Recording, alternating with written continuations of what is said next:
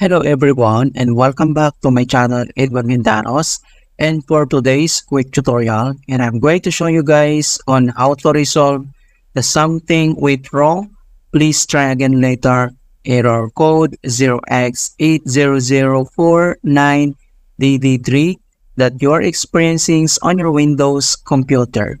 So when you attempt to launch this speech to text features, that's typically when this sort of issue would occur.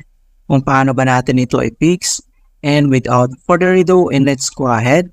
So all you have to do is to open up on a search menu, and then kailangan mo lang i-type dito yung troubleshoot settings, and then click mo lang dito yung open. And then dito sa troubleshoot settings, ang next step dito lang sa options under nito ay kailangan mo lang i-select dito yung other troubleshooters. So click lang natin yan. And then dito lang sa other troubleshooters, most frequent, ang next step ay kailangan mo lang i-select dito yung audio. And then dito sa right side, i-click mo lang tong run. And then wait natin na ma-direct tayo dito sa help and support. So ang gagawin natin dito sa help and support, so kailangan lang natin ito i-follow kung ano yung instruction niya. So, do we have your consents to run automated diagnostic to try solving your audio problem? And then click mo lang tong yes. And other informations naman nandito mga kaibigan. So kailangan lang natin itong i-follow. Right? So close lang natin dito. Ang next step ay dito lang sa search menu ulit. And then kailangan mo lang i-type dito yung device manager. And then click mo lang dito yung open. So dito sa device manager, ang next step ay kailangan mo lang i-select dito yung audio inputs and outputs. Ito siya yung pinakauna lang. And then, click mo lang tong arrow na yan para mag-expand. And then, dito, kailangan lang natin i-update yung kanyang drivers. Alright? So, i-update lang natin tong kanyang speakers audio. So, dito, select mo lang siya. And then, right-click ka lang. And then, next, click mo lang dito yung update driver. And then, pop up tong dalawang options na search automatically for drivers or browse my computer. So, select lang natin tong search automatically and then click lang natin yan. And so, makikita mo dito na the best drivers for your device are already installed. And the next solution na pwede natin gawin, so close lang natin tong device manager. So, dito lang ulit sa search menu. And then, type mo lang dito yung troubleshoot settings. And then, click mo dito yung open. So, dito sa troubleshoot settings and then dito lang sa options, kailangan mo lang i-select dito yung other troubleshooters. So, click lang natin yan.